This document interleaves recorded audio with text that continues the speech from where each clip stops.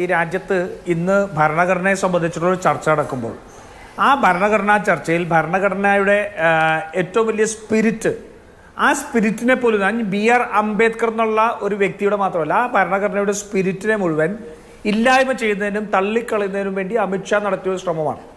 അദ്ദേഹം പറഞ്ഞത് അംബേദ്കർ അംബേദ്കർ അംബേദ്കർ എന്ന് വിളിക്കുന്നതിന് പകരം ദൈവത്തെ വിളിച്ചാൽ കോൺഗ്രസ്സുകാർക്ക് കൂടെ ഉണ്ടാവുന്നുള്ള ഈ ദൈവത്തിൻ്റെ നാമം എന്ന് പറഞ്ഞത് വോട്ടിനിട്ട് പരാജയപ്പെടുത്തിയ ഒരു ഭരണഘടനയാണ് ഇന്ത്യക്കുള്ളതെന്നുള്ളതെങ്കിലും സാമാന്യ ബോധമെങ്കിലും ഉണ്ടെങ്കിൽ അത് പറയാൻ അദ്ദേഹത്തിന് നാവുമോ? In the name of God എന്ന് പറഞ്ഞുകൊണ്ട് ഭരണഘടന ആരംഭിക്കണമെന്ന് പറഞ്ഞതല്ലേ? അത് എഴുതി അതിനെ തള്ളിക്കളഞ്ഞാറ ഈ BR അംബേദ്കർ മുതൽ ഉൾപ്പെടെയുള്ളവരല്ലേ? അങ്ങനെ ഒരു ദൈവത്തിൻ്റെ പേര് വേണ്ട, എല്ലാ ദൈവങ്ങൾക്കും അപ്പുറം ഈ ഭരണഘടന നവഭാരതത്തിൻ്റെ ഡോക്യുമെൻ്റായിട്ട്, ബൈബിളായിട്ട്, ഖുറാനായിട്ട്, ഗീതയായിട്ട് ഇന്ത്യയുടെ ഏറ്റവും വലിയ വിശുദ്ധ പുസ്തകമായി മാറിയത് എങ്ങനെയാണെന്നുള്ള കൃത്യമായി എന്തെങ്കിലും ചരിത്രബോധമുണ്ടോ? യുവരാജ് എന്തായാലും ഇതൊന്നും കണ്ടിട്ടില്ല എന്ന് പറയുന്നു, മനുസ്മൃതി ഒന്നും കണ്ടിട്ടില്ല എന്ന് പറയും. യുവരാജ് നല്ലതാണ്, സ്വന്തം ചരിത്രം പഠിക്കാതിരിക്കുന്നതാണ് ഇന്നത്തെ BJP-ക്കാർക്ക് ഏറ്റവും നല്ലത്. ആ സ്വന്തം ചരിത്രം BJP-ക്കാർ പഠിച്ചാൽ ഒന്നുകിൽ ആത്മാഭിമാനമില്ലാത്തവരായിട്ട് നിങ്ങൾക്ക് അതിനകത്ത് തുടരേണ്ടി വരും, അല്ലെങ്കിൽ അതിൽ നിന്ന് പുറത്തേക്ക് പോകേണ്ടി വരും. അത് ചിലപ്പോൾ നിങ്ങളുടെ പൊളിറ്റിക്കൽ കരിയറിനെ ബാധിക്കും. അതുകൊണ്ട് അങ്ങ് പഠിക്കാതിരിക്കുന്നതാണ് അങ്ങേക്ക് നല്ലത്. മനസ്സിലായില്ലേ? എന്തായിരുന്നു ഈ ഇന്നത്തെ പ്രശ്നം? ക്രിമിനലുകളെ പോലെ ഗുജറാത്തിൽ നിന്നുള്ള 2 ക്രിമിനലുകൾ, അത് ഇന്ത്യയുടെ പ്രധാനമന്ത്രിയും ആഭ്യന്തരമന്ത്രിയും, ഒരു സംശയവും വേണ്ട, ഞാൻ ബോധപൂർവം തന്നെയാണ് ആ വാക്ക് പറയുന്നത്. അവർ ഗുജറാത്തിൽ നടത്തിയ ക്രിമിനൽ വൽക്കരണത്തിന്റെ രാഷ്ട്രീയം ഇന്ത്യയുടെ പാർലമെന്റിലേക്ക് കൊണ്ടുവന്നതല്ലേ? ഞങ്ങൾ വളരെ കൃത്യമായിട്ട് ജനാധിപത്യ രീതിയിൽ പ്രതിഷേധിക്കുകയല്ലേ?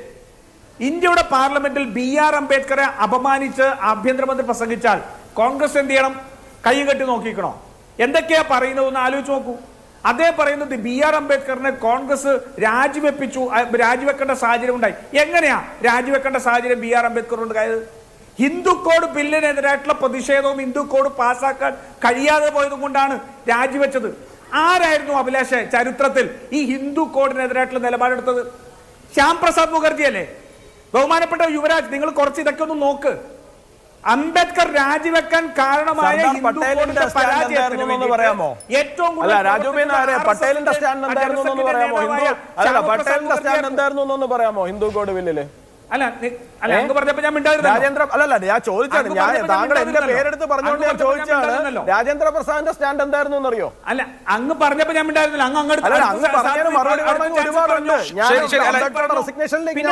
ചരിത്രത്തിന്റെ നിഷേധം അഭിലാഷേ, മറ്റൊരു നിഷേധം നോക്കൂ. ചരിത്രത്തിന്റെ മറ്റൊരു നിഷേധം നോക്കൂ. അംബേദ്കർ രാജിവെച്ചതിനെ കുറിച്ച് പറഞ്ഞു. എങ്ങനെയാണ് അംബേദ്കർ കോൺസ്റ്റിറ്റ്യൂവന്റ് അസംബ്ലിയിലേക്കും ഇതിലേക്കും വന്നതിനെ കുറിച്ച് പറഞ്ഞിട്ടില്ലല്ലോ. എങ്ങനെയാ അംബേദ്കർ വന്നത്? ബംഗാളിന്റെ ഇതിനു ശേഷം ബംഗാളിൽ നിന്ന് അദ്ദേഹത്തിന്റെ കോൺസ്റ്റിറ്റ്യൂവന്റ് അസംബ്ലിയുടെ ഇത് പോയപ്പോ അവിടെ മത്സരിച്ചതിന്റെ കോൺഗ്രസിന്റെ പിന്തുണ വഴിയാണ്. അവിടെ അദ്ദേഹത്തിന്റെ സീറ്റ് പോയപ്പോ ബോംബെയിൽ കൊണ്ടുവന്ന് മത്സരിപ്പിച്ച് ജയിപ്പിച്ചത് കോൺഗ്രസ് അല്ലേ? ഗാന്ധിജിയുടെയും നെഹ്റുവിന്റെയും ഏറ്റവും കടുത്ത വിമർശകനായ അംബേദ്കറെ കോൺസ്റ്റിറ്റ്യൂവന്റ് അസംബ്ലിയിലെ ഡ്രാഫ്റ്റിംഗ് കമ്മിറ്റിയുടെ ചെയർമാനാക്കിയത് കോൺഗ്രസ് അല്ലേ? ഈ ചരിത്രമൊക്കെ നിഷേധിക്കാൻ കഴിയുമോ? ഈ ചരിത്രമൊക്കെ നിഷേധിച്ചിട്ട് അനിഹിലേഷൻ ഓഫ് കാസ്റ്റ് എന്നുൾപ്പെടെ പുസ്തകം എഴുതിയ ഉൾപ്പെടെ തീവ്ര ഹിന്ദുത്വ ആശയത്തിനെതിരെ ജീവിതം മുഴുവൻ സമരം നയിച്ച അംബേദ്കറെ RSSകാരനാക്കാൻ ശ്രമിക്കുകയാണ് ഇപ്പോ, ഇല്ലേ? അത്തരത്തിലുള്ള ചരിത്ര നിഷേധമൊക്കെ ഇന്ത്യയിൽ വളരെ കൃത്യമായിട്ട് ജനങ്ങൾക്ക് മനസ്സിലാവും.